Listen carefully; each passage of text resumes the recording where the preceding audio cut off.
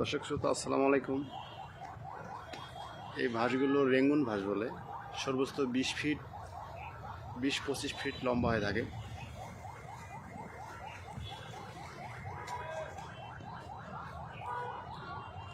এই ভাঁজগুলো যত পুরাতন হবে তত পাতাগুলো আরো ছোট হবে, দেখতে আরো সৌন্দর্য হবে।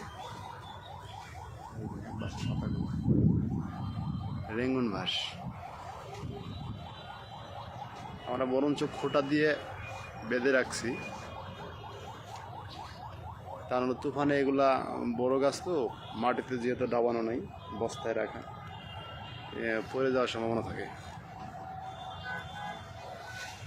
শক্ত করে বেঁধে রাখলেও এই ক্ষেত্রে আর পড়ে না।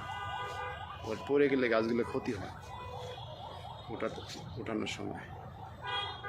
রেঙ্গুন বাঁশ লাগলে আমাদের সাথে যোগাযোগ করতে পারে।